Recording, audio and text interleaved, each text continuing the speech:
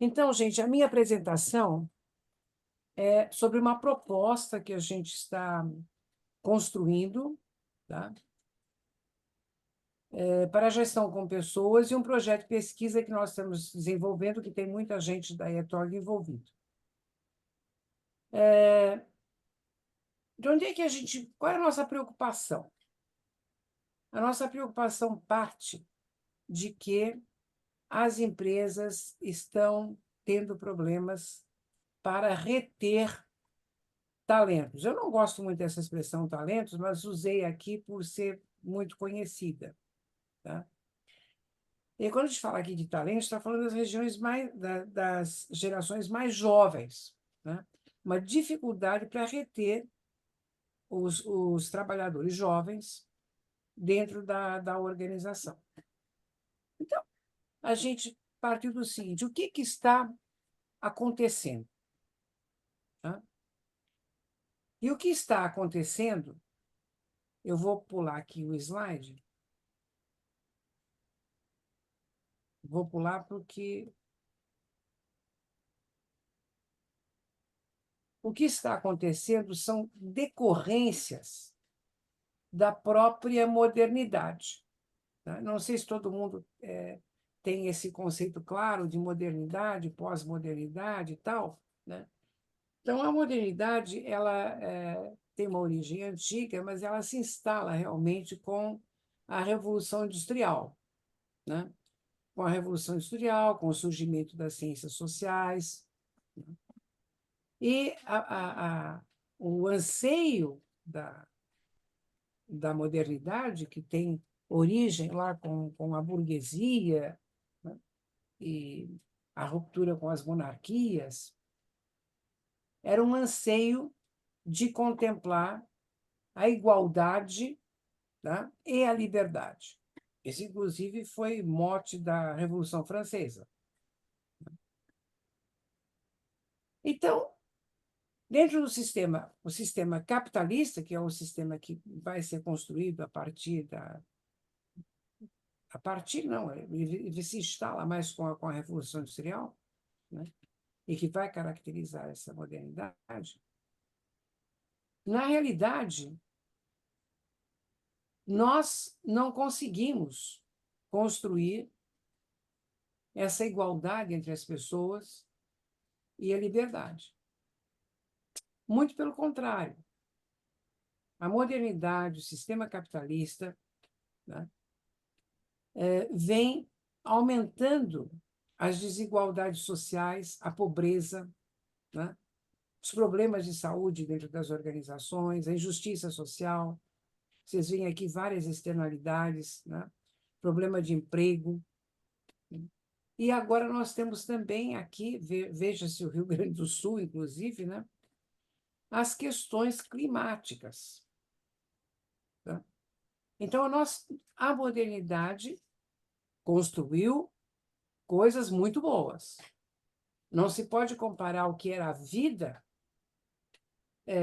antes da Revolução Industrial e a vida posteriormente. Nós temos outras condições de saúde, quer dizer, muita coisa se construiu na modernidade, né? Mas também estamos tendo produtos que não são bons, ok? E quais são os pressupostos da modernidade que levaram a esses produtos que não são bons? Uma ideia básica é que a natureza e tudo que nela se insere são recursos a serem explorados. Então, a natureza é um recurso a ser explorado, os animais são recursos a serem explorados. Isso acabou indo também para o homem. Uma instrumentalização, uma reificação do ser humano em favor de interesses de outras pessoas, né? E a ideia de que se é capaz de resolver todos os problemas usando a razão. E a outra coisa é que a verdade é absoluta e universal. Vejam, quando a gente diz que a verdade é absoluta e universal, só para trazer aqui para o prático, a gente tem isto posto Nos negócios internacionais, na década de 60, as empresas norte-americanas, melhor dizendo, estadunidenses, na sua expansão, né, para fora dos Estados Unidos, entendiam que a forma de fazer gestão nos Estados Unidos era a forma correta e que deveria ser assim, tá, em todos os lugares onde fossem instituídas as suas subsidiárias. E isso ainda existe hoje, né? Não digo só que existe em relação a empresas estadunidenses, existe em relação a outras empresas alemãs, por exemplo. Não quer dizer que todas as empresas alemãs sejam desse jeito, nem que todas as estadunidenses sejam desse jeito, mas a ideia de que existe uma verdade que é absoluta e universal, e essa verdade, na realidade, é uma verdade construída, né, a partir de uma classe dominante, isso leva à invisibilidade de outras verdades e de outras realidades. Nos negócios internacionais, por exemplo, e tem pesquisas que mostram isso, muito se tem perdido de dinheiro ainda com o advento dessa ideia de que a verdade é absoluta e universal. Já existem outras formas. Por exemplo, na França, as empresas francesas têm uma tendência já a colocarem gestores locais, né, nas subsidiárias. Existe também uma outra tendência hoje, que é de pegar um gestor local de uma subsidiária, trazer esse gestor local para a sede, que eles chamam de impatriação, para a sede, né? E da sede, essa pessoa, esse gestor, vai para outra filial, outra subsidiária que não tem nada a ver com aquela original, primeira, ajudando a construir uma mentalidade multicultural, né? Mas então nós temos que a modernidade entende que tudo é recurso, então o trabalhador vai ser recurso também, né? E que o que é bom para a classe dominante é bom para todo mundo. Tá? Aí vocês devem estar pensando assim agora, tá, e o que é que isso tem a ver com a, a, a, com a retenção de talentos? Tem a ver o seguinte: os gestores da empresa, ou os donos, ou os acionistas, não, mas os acionistas aí você tem o conselho, né? É via conselho. Mas vamos juntar tudo numa classe chamada de gestores. Os gestores entendem que aquilo que é bom para a empresa é bom também para os empregados. Isso é uma ideia de verdade universal.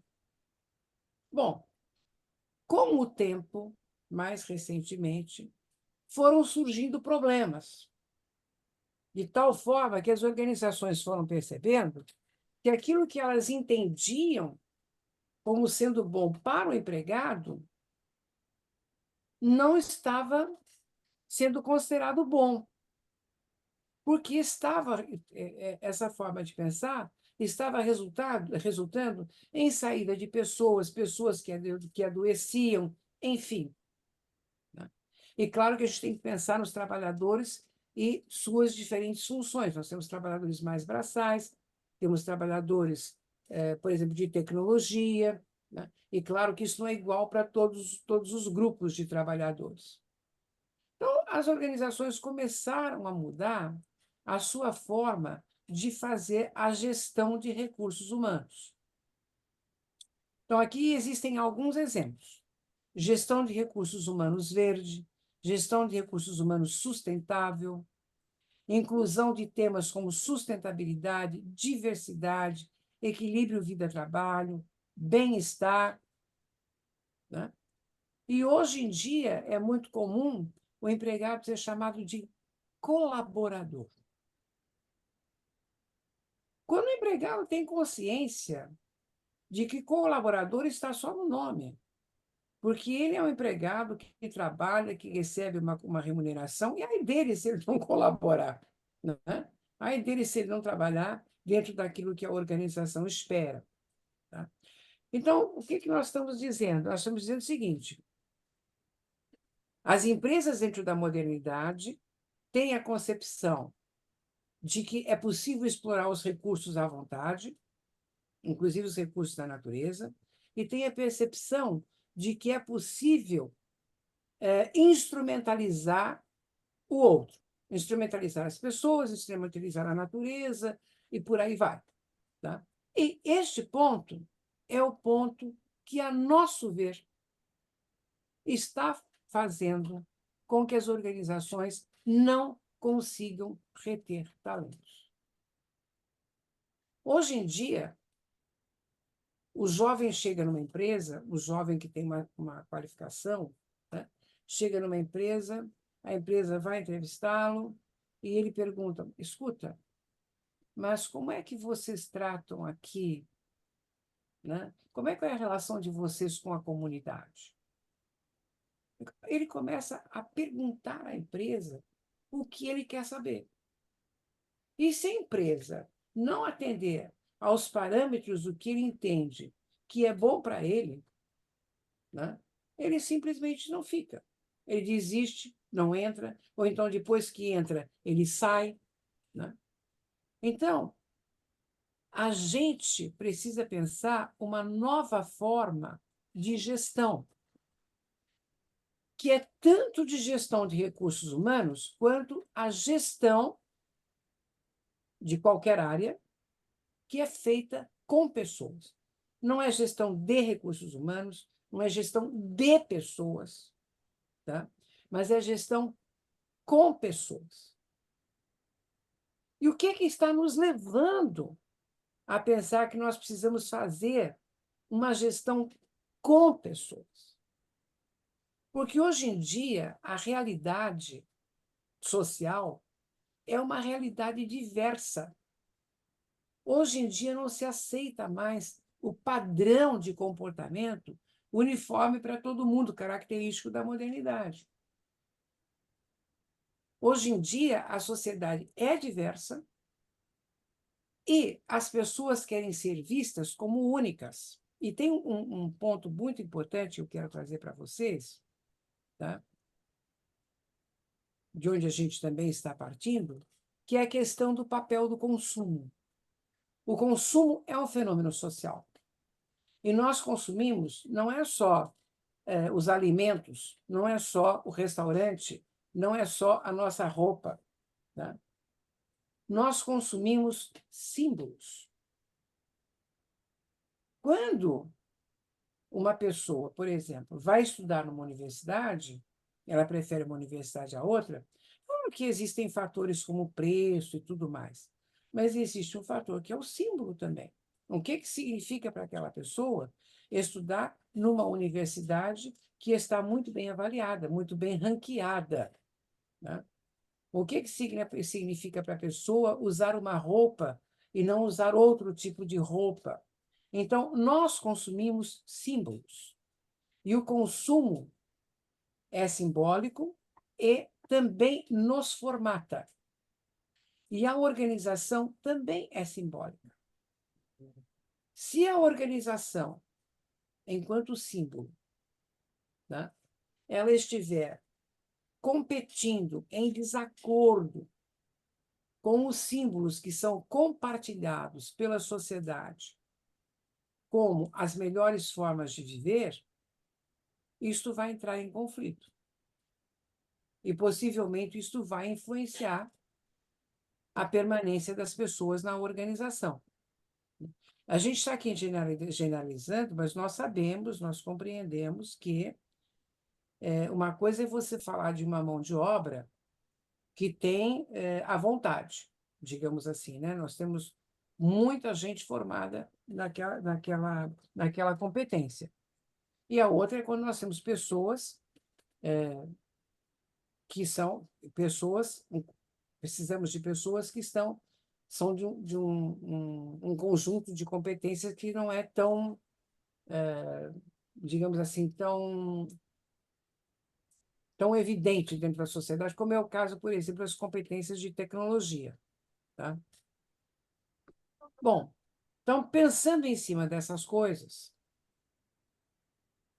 nós começamos a entender que a organização precisa mudar a forma de se organizar. e a forma de lidar com a natureza e com as pessoas que dela fazem parte. Inclusive, é preciso repensar a questão da liderança. Nós temos que pensar também que, com o advento da tecnologia e da inteligência artificial, como isso vai impactar as organizações. Então, as funções que são técnicas, muitas delas possivelmente vão ser absorvidas pela inteligência artificial. E vão sobrar as competências humanas. Então, da liderança, se exige agora uma competência humana que é uma competência humana diferente das competências humanas que vêm sendo colocadas ao longo do tempo pelas teorias de liderança. Porque as teorias de liderança, quer queira, quer não, eu preciso andar mais rápido, já são 11h43, né? Quer queira, quer não, tem a ideia assim de que o líder é aquele que conduz. Hoje em dia, cada vez mais o poder tende a ser compartilhado. As pessoas não querem mais, se nós pensarmos na ideia de governamentalidade à luz do Foucault, elas não querem mais ser governadas por A da forma que A quer. Né? Elas dizem, olha, eu não quero ser governado por você e nem dessa maneira. Né? E o advento das redes sociais é um advento que traz muito forte essa ideia de compartilhamento de poder, de compartilhamento de informação. Puxando do fenômeno do consumo, os estudos sobre consumo e sobre consumidor estão mostrando que os consumidores, eles querem ser tratados como pessoas únicas. Eles querem ser entendidos como o cliente José Moura, que tem X anos, que mora não sei aonde. Tá? Eles esperam que as organizações entendam as suas necessidades enquanto pessoas únicas. Isso é o que vem trazendo a literatura de consumo. Mas são essas pessoas que vão trabalhar dentro das organizações. E o que a gente tem visto em entrevistas com pessoas que ficam nas organizações e que saem, é que elas também esperam ser cuidadas enquanto indivíduos. Então, a nossa proposta é que nós temos que mudar o enfoque da liderança. E essa proposta da liderança do cuidado é uma proposta que, dentro do limite do meu conhecimento, surge em 2013. Tá? Então, a organização do cuidado, né, que faz com que haja a possibilidade dos empregados realizarem o seu potencial por meio do seu trabalho, mas não de serem instrumentalizados, né, e realizarem o seu potencial por meio do seu trabalho. Né? E essas pessoas, elas percebem que é possível, através do seu trabalho, tá, construírem a sua autoestima e o senso de valor. O processo de gamificação, que é o processo de instrumentalização, de acordo com o Ronet, envolve um framework de trabalho enquanto processo, tá?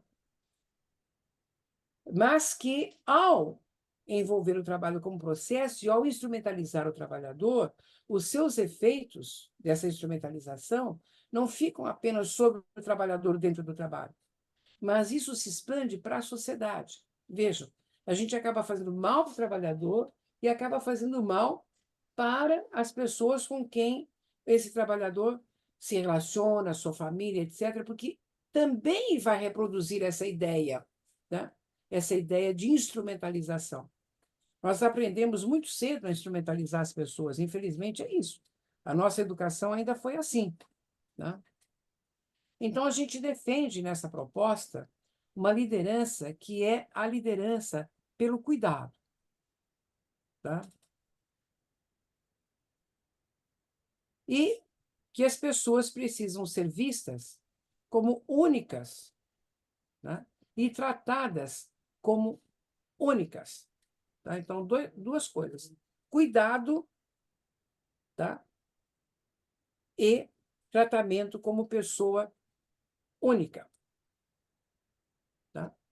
E o outro ponto que é trazido pelo Ball e Jung em 2019 é que não é possível nós termos dignidade dentro de uma organização, tá? Se essa organização não praticar a democracia no local de trabalho. Então, veja, quando a gente fala em democracia, à luz do Ball e Jung, nós estamos falando de poder compartilhado, de autoridade compartilhada. Tá? Por exemplo, segundo ele, os gestores deviam ser representantes dos empregados, que tem muito a ver com essa proposta da liderança do cuidado. Ou seja, esta figura de uma pessoa que manda e os outros são fortemente influenciados pela decisão daquele que manda, isso é uma coisa que está em transformação. E as organizações precisam se atentar para essa transformação, para o compartilhamento, né, do poder. E o que é que nós estamos aqui considerando? Tudo isso, né, todas essas abordagens, a liderança do cuidado, a democracia no local de trabalho, as pessoas serem vistas como únicas, isso para nós, tá, resulta numa orientação para a dignidade, para a promoção da dignidade. E que conceito de dignidade que nós estamos, que neste momento nós estamos trabalhando? Nós estamos trabalhando com o conceito de dignidade como base no existencialismo, que é a possibilidade de vir a ser, né? Então, a liderança do cuidado, que o Isman vai falar, que eu mostrei para vocês em 2013, é exatamente isso. A organização, uma organização orientada pelo cuidado, que faz com que as pessoas possam desenvolver o seu potencial de uma forma não instrumentalizada. E que possam, agora, juntando com o conceito de dignidade, que elas possam ser o que elas são e o que elas podem vir a ser. E hoje em dia, a sociedade está aqui exigindo que as pessoas possam ser o que elas são. O que elas são na sua orientação sexual, que elas sejam respeitadas indiferentemente da etnia a qual elas pertencem, ou se, enfim, ou se são mais gênero, que é mais, não é só orientação sexual, mas o gênero, tá? Então, as pessoas estão exigindo o reconhecimento. E alguns autores, o próprio Winston vai trabalhar com isso, dizendo que a dignidade está essencialmente ligada ao reconhecimento, né? Então, a dignidade construída na interação com o outro, né, fazendo com que o outro gere um sentimento de valor e tenha gere um sentimento de valor para si, perceba que o seu valor é reconhecido pelo outro, né, e que tem liberdade para ser o que é e aquilo que possa vir a ser. Então, nós estamos desenvolvendo esse projeto, né? Aqui eu trago um pouco dos obstáculos às novas formas de organização. A McKinsey é uma consultoria, todos vocês conhecem, que vem discutindo bastante isso. né? A McKinsey tem várias pesquisas onde eles reconhecem, trazem à tona os problemas que estão acontecendo com as organizações, na relação com empregados, na relação com o consumidor, né? E na relação com empregados, eles mostram, mediante a pesquisa que eles fizeram, que existe uma tendência aos gestores que ocupam os principais postos, tá, serem narcisistas. Eles, inclusive, sugerem que nós precisávamos ter na cúpula mais mulheres pela forma como a mulher admite a emoção, e mais homens que reconheçam o seu lado subjetivo sensível, né? Então, essa tendência, inclusive, eles mostram, tem várias literaturas que mostram isso também, que as mulheres, ao assumirem cargos de gestão, para poderem ser respeitadas, assumem posturas mais masculinas. E não é isso que, segundo a McKinsey, vai ajudar. E um outro problema que nós temos, um obstáculo, é a crença na possibilidade de domesticação da natureza e dos efeitos da tecnologia. A tecnologia está entrando forte. A tecnologia que eu quero dizer agora, calma lá, a tecnologia existe há centenas de anos. Mas a tecnologia que eu quero dizer agora é com o advento da inteligência artificial. Mas uma certa crença de que é possível domesticar os efeitos da tecnologia. Mas há abordagens que mostram que, ao se tomar decisão, você tem os efeitos que estão previstos e os efeitos que não são previstos, e às vezes imperceptíveis. Então, nós estamos hoje, em termos de organizações, nós estamos numa encruzilhada, né? E isso ainda mais grave com as questões geopolíticas, né, que estão se desenhando no mundo. Então, nós precisamos fazer alguma coisa pelas organizações. E a nossa proposta é uma proposta de lidar com esses 3 pontos: de lidar com a liderança do cuidado, com a democratização nas organizações e com a questão da dignidade. Tá? Então, esse é o nosso projeto de pesquisa. Como a democracia no ambiente de trabalho, a liderança pelo cuidado e a dignidade pode promover a gestão com pessoas. Vejam, então, a mudança do conceito, gestão com pessoas, não é gestão de pessoas. O gestor vai fazer a gestão da sua unidade com as pessoas. E o papel dele é o de cuidado com a equipe, né? E, ao final, a gente pretende construir um modelo de gestão com pessoas, tendo como base a democracia, a liderança do cuidado e a dignidade. Gente, já passei demais do horário, era isso que eu tinha para colocar.